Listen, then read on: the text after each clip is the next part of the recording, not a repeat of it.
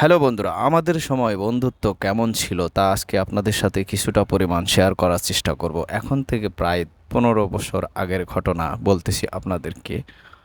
বর্ষার মৌসুম ছিল, গুটগুটে অন্ধকার, টিপ টিপ বৃষ্টি পড়তেছিল। হঠাৎ ফোনটা বেজে উঠলো, আমার বন্ধু ফোন দিল যে তুই কোথায়। আমি তখন আমার বাড়িতে ঘুমিয়ে পড়ছি, প্রায় রাত 11টা। তখন টিপ টিপ বৃষ্টি, গুটগুটে অন্ধকার, আষাঢ় মাস। গ্রাম অঞ্চলে আপনারা জানেন তখনকার সময় অনেক জায়গায় কারেন্ট ছিল না, তো শুধু আমাদের বাড়িতে কারেন্ট ছিল। সেক্ষেত্রে ফোন আসছে, তো ফোন আসার পরে সে বলল তারা পিকনিক করতেছে, কিন্তু বৃষ্টি হচ্ছে যার কারণে তারা পেঁয়াজ বাজার থেকে আনতে তাদের মনে নাই। এখন আমাকে বলতেছে আমি পেঁয়াজ নিয়ে পাশের গ্রামে যাওয়ার জন্য। তা আসলে বিষয়টা হচ্ছে, বন্ধুত্ব এমন একটা কঠিন সম্পর্ক যা তাদেরকে আসলে না করার অবস্থা ছিল না। তখন বয়স ছিল কম, রাত খুব গভীর হয়ে আসতেছিল, টিপ টিপ বৃষ্টি, প্রচণ্ড বৃষ্টি, খুব অন্ধকার, গুডগুডে অন্ধকার। এখন চৌধুরী বাড়ি পার হয়ে মিয়া বাড়ির সামনে দিয়ে আমাকে যেতে হবে হোসেনপুর গ্রামে।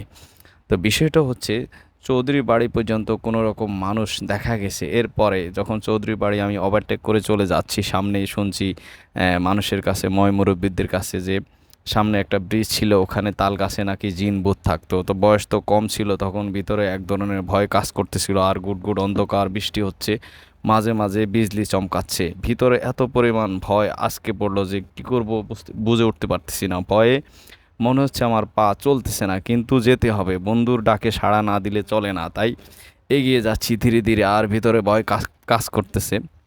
একটু সামনে যাওয়ার পরে হঠাৎ সামনে আহ, একটা আলো জ্বলে উঠলো। তখন আমার ভিতরে প্রচণ্ড ভয়। আমি আজ একদম একদম থমকে গেলাম। কিন্তু একটু এগিয়ে দেখলাম যে একটা মানুষ, গ্রাম অঞ্চলে আপনারা হয়তো জানেন যে টর্চ লাইট দিয়ে মাছ শিকার করে, দূরে একটা মানুষ মাছ শিকার করতেছে। মেয়াবাড়ি বলে, ওটার কাছাকাছি, হয়তো আপনারা অনেকে চিনবেন না, কিন্তু আমাদের গ্রামের মেয়াবাড়ি খুব পরিচিত বাড়ি। তো সেটার কাছাকাছি মাছ শিকার করতেছে। লোকটাকে দেখে আমার ভিতরে একটু সাহস চলে আসলো। পরবর্তীতে আমি একটু ধীরে ধীরে আগাচ্ছি, আর একটু সামনে যাওয়ার পরে লোকটাকে যখন পাস করে চলে গেলাম, আরও অন্ধকার, সামনে গুটগুটে অন্ধকার। হঠাৎ তখন ভয় ভিতরে, আবার অনেকটা ভয় ভিতরে কাজ করতেছিল। পা চলতেছিল না, কি করব, প্রায় 2-2.5 কিলোমিটার রাস্তা পরবর্তী গ্রামে যেতে হবে আমাকে। তখন আমি আগাইতেছি, ধীরে ধীরে আগাচ্ছি আগাচ্ছি, কিন্তু খুব কষ্ট হচ্ছে, ভয় প্রচণ্ড।